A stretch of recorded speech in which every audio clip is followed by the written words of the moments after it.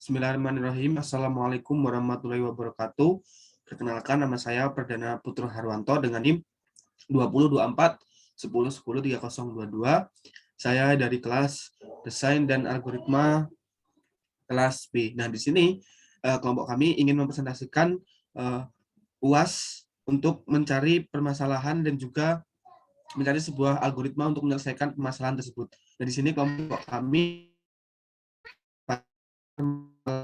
problem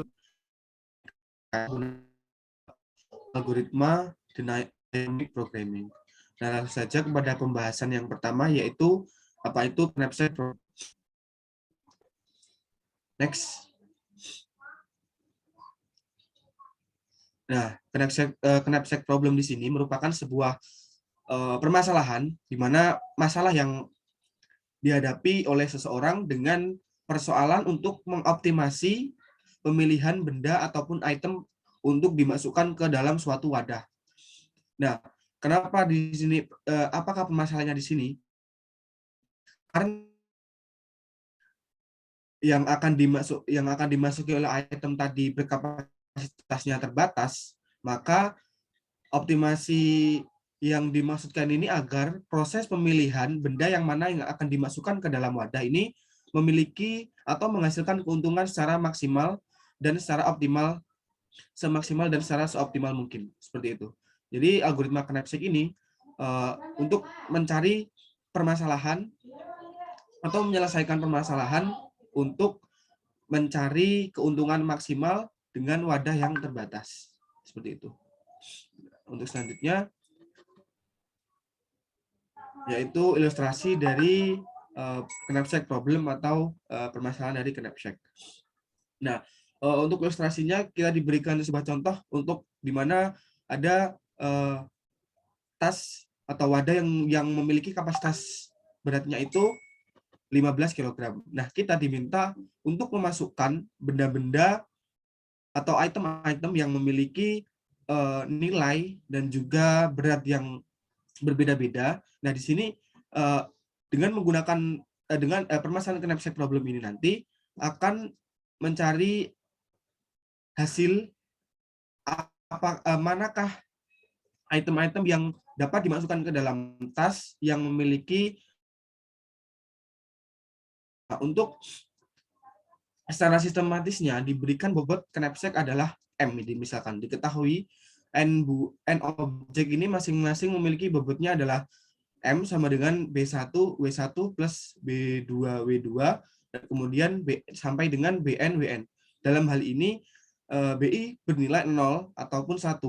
Nah, jika BI sama dengan 1, maka objek L ini dimasukkan ke dalam knapsack. Sebaliknya, jika BI sama dengan 0, maka objek L ini tidak dimasukkan karena berhubungan ini BI 0 dan 1, maka masalahnya sering juga disebut dengan permasalahan knapsack, seperti itu. Ya, selanjutnya.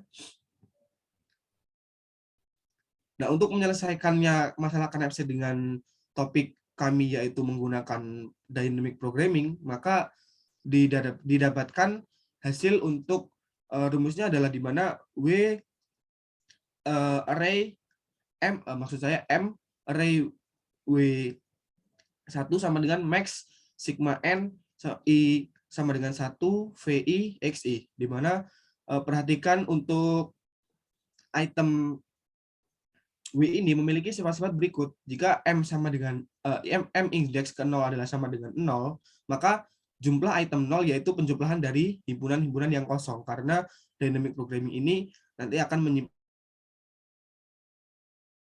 bagi sebuah array. Jadi untuk M indeks ke W ini adalah sama dengan max dari V1 ditambah M array dari W kurang W1, kemudian V2 ditambah M array dari W sampai W2 sampai seterusnya hingga Vn sama dengan M array W kurang Wn, di mana Wi ini kurang dari atau sama dengan W. Nah, selanjutnya adalah sebuah pseudocode dari penyelesaian knapsack problem menggunakan dynamic programming. Nah, kita membuat sebuah di mana array adalah array M, untuk indeksnya adalah 0 sampai dengan M dan juga 0 sampai dengan W, di mana M di sini merupakan N di sini merupakan jumlah item yang berbeda-beda. Kemudian untuk W-nya adalah kapasitas dari ransel atau wadah yang akan kita masuki item-itemnya. Nah, untuk perulangannya adalah di mana for J from 0 sampai dengan W untuk M indeks array M indeks ke 0 sampai dengan J, kemudian sama dengan 0, lalu kita looping lagi di mana I dari 1 sampai dengan N, do M indeks ke I sampai dengan 0, kemudian sama dengan 0. Lalu kita looping lagi hingga memenuhi hasil yang terakhir, yaitu M array indeks ke I sampai J, dan sama dengan max M indeks ke I kurang 1 sampai J, kemudian M indeks ke I kurang 1 sampai J min W. W adalah indeks lagi, jadi array-nya di dalam array sampai dengan indeks ke I ditambah V-nya ini adalah indeks ke I-nya. Seperti itu. Selanjutnya akan dijelaskan oleh saya. Sebelumnya perkenalkan, nama saya Azlina dengan NIM 22410103002 dari kelas DAA. Di sini saya akan menjelaskan mengenai Dynamic Programming Algorithm.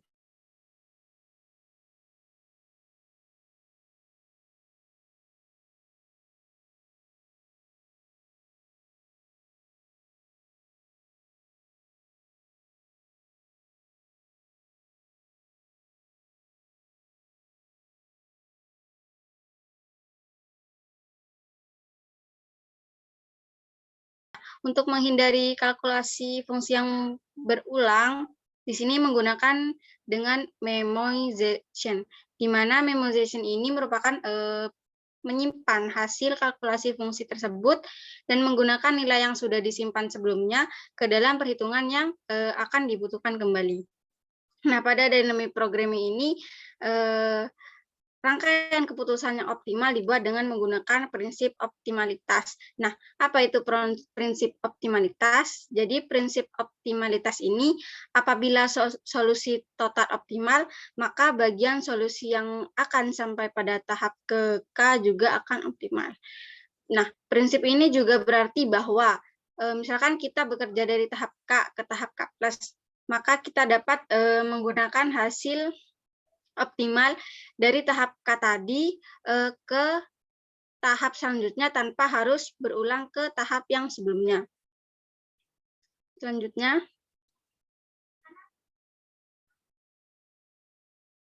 Nah, di sini ada dua karakteristik persoalan dynamic programming. Yang pertama, persoalan dapat dibagi menjadi beberapa tahap atau stage yang pada setiap tahap hanya diambil satu keputusan. Nah, seperti yang dijelaskan tadi kan permasalahan yang ada di dynamic programming ini itu kan dibagi menjadi sepermasalahan. Jadi pada setiap sub-subnya diambil beberapa solusi dari setiap subnya. Yang kedua, masing-masing tahap terdiri dari jumlah status atau state yang berhubungan dengan tahap tersebut. Secara umum, status merupakan bermacam kemungkinan masukan yang ada pada suatu tahap. Jadi, setiap tahap-tahap itu berhubungan antara satu sama lain. Selanjutnya adalah 4 tahap dynamic programming. Nah, untuk 4 tahap ini, yang pertama adalah karakteristik struktur solusi optimal. Misalkan tahap, variabel, keputusan, status, atau state, dan sebagainya. Yang kedua itu mendefinisikan secara rekursif nilai solusi optimal. Nah, di mana nanti hubungan nilai optimal pada suatu tahap dengan tahap sebelumnya itu saling berhubungan. Yang ketiga itu menghitung nilai solusi optimal secara bottom up atau secara maju atau mundur dengan perhitungannya menggunakan dengan tabel. Yang keempat adalah menyusun solusi optimal dari informasi perhitungan. Jadi akan direkonstruksi solusi secara mundur kembali. Untuk perhitungan keempat ini merupakan suatu perhitungan yang opsional. Dilakukan apabila perhitungan antara 1, 2, 3 itu kurang optimal. Selanjutnya adalah ilustrasi dynamic programming. Nah, misalkan untuk ilustrasinya saya di sini mengambil contoh pemerataan pada suatu teks, di mana di sini ada rata kiri dan rata penuh. Selanjutnya, nah untuk algoritmanya sendiri untuk melakukan rata penuh adalah sebagai berikut. Yang pertama, mengambil satu elemen dalam teks, baik itu kata, simbol, maupun spasi. Yang kedua, masukkan elemen-elemen yang tadi seperti kata, simbol, ataupun spasi ke dalam baris. Lalu menghitung ukuran baris yang ada sekarang. Yang selanjutnya, mengambil satu elemen lagi dalam teks dan menghitung ukurannya kembali. Yang kelima, menambahkan ukuran baris sekarang dengan ukuran elemen berikutnya. Hasil pengukuran ini akan disebut dengan ukuran baris selanjutnya atau UBS. Nah, untuk mengecek nilai UBS ada dua. Yang pertama itu apabila UBS masih lebih kecil dari lebar halaman, maka akan kembali ke step yang pertama, yaitu step ambil satu elemen dalam teks dan seterusnya. Namun apabila UBS sudah lebih lebar dari halaman, maka akan menambahkan spasi di antara setiap kata dalam baris sampai ukuran baris sama dengan lebar halaman. Jadi misalkan kita ingin meratakan sebuah teks dalam paragraf, itu apabila teksnya kurang panjang atau kurang memenuhi lebar halaman, maka kan akan banyak spasi-spasi atau baris-baris kosong yang akan memenuhi teks tersebut supaya rata kiri dan rata kanannya itu seimbang, seperti itu. Selanjutnya akan dijelaskan oleh teman saya. Baik, perkenalkan sebelumnya saya Ardhito Kaisarya Armada Putra dengan NIM 2024-1010-364. Di sini saya akan menjelaskan mengenai kode dan hasil run program yang sudah dibuat. Nah, untuk kode program itu sendiri, di sini kita membuat sebuah fungsi yang bernama knapsack. Nah, parameter itu terdapat W besar atau kapasitas maksimal dari suatu elemen. Kemudian di situ ada WT atau weight, berat dari item.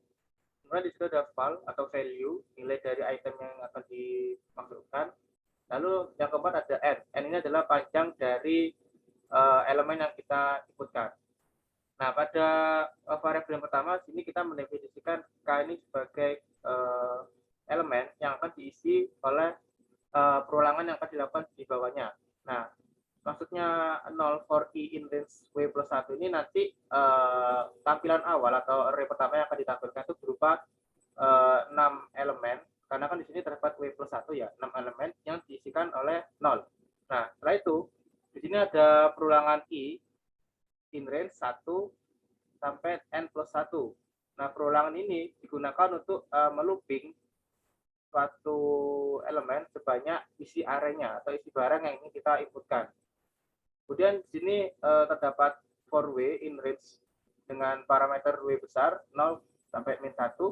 Nah, ini maksudnya nanti ketika suatu elemen masuk ke dalam perulangan ini, dia akan melooping sebanyak W-nya atau sebanyak kapasitas max yang akan kita masukkan nanti. Nah, fungsi print yang di bawah ini untuk memudahkan saja dan untuk melihat apakah berapakah nilai I, nilai W, nilai WT, indeks I, min 1, dan seterusnya. Nah, kemudian setelah masuk ke dalam perulangan for W in range ini, kita akan masuk ke dalam percabangan di mana di sini terdapat bobot per item atau WT-nya dengan indeks I min 1 kurang dari W-nya. Nah, jadi jika nanti bobot yang dihasilkan itu kurang dari kapasitas maksimalnya, maka dia akan menjalankan program yang bawah. Di mana program yang bawah ini merupakan basic operation dari fungsi yang kita buat. Di sini kita definisikan sebagai K dengan indeks W kecil. Di sini ada fungsi max. Nah, fungsi max ini berisi parameter nilai K dengan indeks W-nya dan nilai K dengan indeks WT, indeks I min 1 ditambah value nilainya atau nilai dari item yang akan kita masukkan. Nah, kemudian kita mau return K W besar atau hasilnya nanti. Nah, selanjutnya untuk pendefinisiannya terdapat di sini ya. Nah, kita memiliki sebuah value atau nilai, di mana nilai barangnya itu ada 50, 100, dan 130. Nah, kemudian ada WT, untuk berat barangnya, terdapat 1, 2, dan 3. Jadi, berat item pertama itu 1, item kedua 2, dan item ketiga 3. Kemudian untuk pendefinisian W besarnya itu kita mendefinisikan sebanyak 3 ya, untuk pembagian subsetnya, atau kapasitas maksimalnya. Lalu di sini terdapat n. N ini adalah berfungsi untuk melooping sesuai dengan isi arraynya. Nah, di sini kan kita learn ya, learn dari variabel val atau value. Kemudian kita print hasilnya dengan memanggil fungsi yang sudah kita buat di atas. Nah, untuk hasil running program sebelumnya didapatkan. Nah, di sini kan terlihat ya, program menjalankan pertama kali yaitu array dengan isi 4 elemen. Yang isinya itu masih 0 semua, karena kan kita ketikkan menambahkan W plus 1 ya, dan diisi oleh 0. Jadi 0-nya itu ada 4. Nah, ketika kita jalankan ini, kita akan memasukkan seluruh nilai I, W, dan lain-lain di sini. Mungkin kita ilustrasikan ya. Nah, kita di sini memiliki nilai value-nya 50 ya. Lalu dengan berat 1.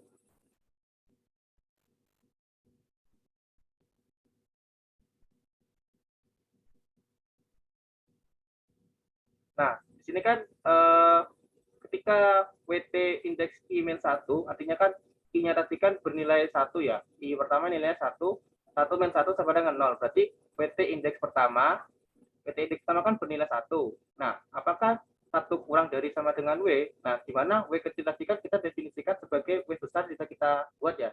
W besar di sini adalah 3. Jadi, 1 kurang dari sama dengan 3. Maka dia akan menjalankan program di bawahnya.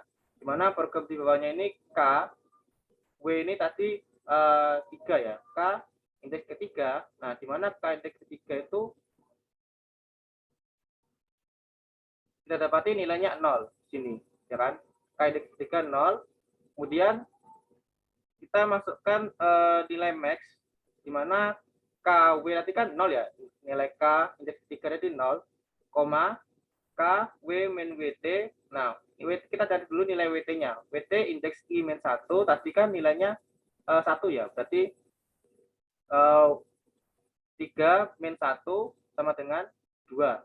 Ditambah value dari variabel yang kita definisikan tadi indeks I min 1. Berarti kan indeks I tadi kan nilainya 1. 1 min 1 sama dengan 0. Berarti value indeks pertama yaitu 50. Nah, kita cari tuh nilai dari nilai 3,50 mana yang lebih besar. Nah, kan yang lebih besar jelas 50 ya. Maka dari itu nanti 50 akan masuk ke bagian paling akhir. Begitu seterusnya. Nah, ini dilakukan per item ya. Jadi tiap item itu dilakukan looping 3 kali untuk mencari nilai max-nya. Kemudian dilanjut ke item kedua sebanyak 3 kali juga, dan item ketiga sebanyak 3 kali, sehingga dihasilkan isi dari array K sendiri yaitu 0, 50, 100, dan 150, dan dihasilkan nilai maksimalnya yaitu 150. Kemudian selanjutnya di sini ada analisa waktu, efisiensi waktu, dan juga kelas efisiensi. Nah, pada analisa waktu dan efisiensi waktu sendiri kan pertama-tama kita menentukan basic operasinya dulu, di mana basic operasinya tadi kan terletak pada penentuan nilai max-nya tadi ya. Nah, kemudian kita cari rumus langsungnya atau CN, di mana CN adalah sigma I sama dengan 0 sampai N, dan juga sigma W sama dengan 0 sampai W, dan nilainya 1. Nah, ini didapat dari looping atau for yang kita gunakan pada algoritma sebelumnya. Nah, dapat pada ini ya, for I dan for W di sini. Nah, 1 didapat karena di sini terdapat 1 base case atau 1 basic operation saja. Nah, setelah itu, setelah kita dapatkan nilai CN ini, kita lakukan rumus dari pertama pada sigma W sama dengan 0 sampai W dengan nilai 1, yaitu di mana rumus dari pertama itu W min 0 plus 1. Nah, 0 ini bisa diisi variabel apa saja ya, tergantung nilai W-nya. Nah, setelah kita dapatkan ini, lalu kita lakukan rumus manipulasi kedua, di mana kan tadi kan ini hasilnya kan sigma I sama dengan 0 sampai N. Nah, untuk nilainya kan W plus 1 ya. Nah, lalu kita lakukan manipulasi kedua, kita pecah jadi 2, di mana hasilnya sigma I sama dengan 0 sampai N dengan nilai W, lalu yang kedua sigma I sama dengan 0 sampai N dengan nilai 1. Nah, setelah itu kita lakukan rumus manipulasi pertama pada yang awal ini ya. Nah, di mana rumus manipulasi pertama itu memindahkan W ke depan dan mengeksekusi nilai sigma I sama dengan 0 sampai N ini dengan rumus deret pertama. Jadi dihasilkan W N min 0 plus 1. Lalu yang ini juga kita berlakukan rumus deret pertama sehingga dihasilkan N min 0 plus 1. Dan hasil akhirnya yaitu Cn sama dengan N plus 1. Nah, untuk mencari analisa waktu, rumus analisa waktu sendiri itu yaitu Tn sama dengan COP atau banyaknya base case dikali dengan hasil Cn-nya. Di mana base case-nya tadi kan 1. Jadi 1 kita kali dengan N plus 1 Cn-nya, sehingga waktu yang didapat yaitu N plus 1. Kemudian di sini ada kelas efisiensi. Nah, pada kelas efisiensi sendiri, kita lakukan penentuan untuk fungsi big O, big omega, dan big theta terlebih dahulu ya. Nah, di mana kita mendefinisikan big O sebagai Fn, big omega sebagai Gn, dan big theta sebagai Hn. Nah, setelah kita tentukan fungsi atau nama fungsinya itu, kita masukkan nilai terserah ya. Nah, tadi kan kita dapatkan nilai Cn yaitu N plus 1 ya. Nah, N plus 1 kan termasuk dalam linear. Nah, maka dari itu kita definisikan nilai Fn, Gn, dan Hn, kita definisikan sama rata yaitu N kuadrat, di mana di sini big O sama dengan big O Fn. Nah, Fn-nya kita tentukan sebagai N kuadrat. Nah, di sini ada pembuktian dengan metode formal, di mana big O sendiri kan kurang dari sama dengan kelas OOG-nya ya. Jadi, untuk penggunaan operasinya itu kurang dari sama dengan, jadi N atau nilai Cn-nya tadi kurang dari sama dengan N kuadrat. Nah, ini bernilai benar ya.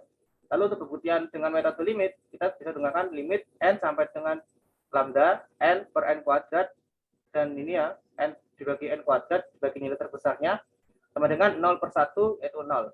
Sehingga didapat maka Fn itu merupakan elemen dari Gn. Kenapa? Karena kan N kan berada di atas dari N kuadrat. Jadi dia merupakan anggota dari Gn, namun Gn tidak merupakan elemen dari Fn. Nah, untuk penerapan big omega dan big theta kurang lebih sama juga. Yang membedakan hanya pada operasinya saja, di mana pada big omega itu menggunakan operasi atau lebih dari sama dengan kelas OG-nya ya. Jadi dengan menggunakan omega didapatkan pembuktian dengan omega yaitu lebih dari sama dengan kan salah. Jadi nilai dari Cn tadi kan N. Nah, N kuadrat ini sebagai Gn. Lalu kita pembuktian dengan metode limit hampir sama. Yang membedakan di sini yaitu Gn tidak termasuk elemen dari Fn, karena kan Gn-nya tadi kan bernilai N kuadrat. N kuadrat kan di bawahnya N, maka dia tidak termasuk dalam anggota Fn, dan juga Fn termasuk dalam elemen Gn. Nah, untuk big theta sendiri, operasi yang digunakan itu sama dengan kelas OOG-nya. Jadi di sini hampir sama semua, sehingga dihasilkan kesimpulan yaitu Hn atau N kuadrat tadi bukan dari elemen In itu tadi N ya, dan In termasuk elemen dari Hn. Oke, selanjutnya dijelaskan oleh teman saya. Oke, baik. Di sini muncul pertanyaan bagaimana atau mengapa Knapsack ini termasuk ke dalam dynamic programming. Nah, Knapsack merupakan salah satu permasalahan yang dapat diselesaikan dengan algoritma dynamic programming karena dilihat dari kegunaan utama dari dynamic programming adalah untuk menyelesaikan masalah optimasi, yaitu menyimpan hasil ke dalam sub-sub masalah yang lebih kecil. Nah, maka Knapsack problem ini merupakan permasalahan yang sama, yaitu yang permasalahan untuk mencari optimasi sebuah perhitungan untuk membawa barang-barang ke dalam sebuah wadah. Jadi, Knapsack problem ini dapat diselesaikan dengan menggunakan algoritma dynamic programming. Karena apa? Cara permasalahan dan juga algoritma tambahan, yaitu untuk menyelesaikan permasalahan dengan membagi menjadi ke sub-sub yang lebih kecil, dan juga untuk knapsack sendiri itu mencari optimasi untuk mendapatkan keuntungan yang paling optimal, seperti itu. Oke, baik, mungkin itu saja presentasi dari kelompok kami. Apabila ada salah kata, kami mohon maaf. Kami akhiri. Wassalamualaikum warahmatullahi wabarakatuh.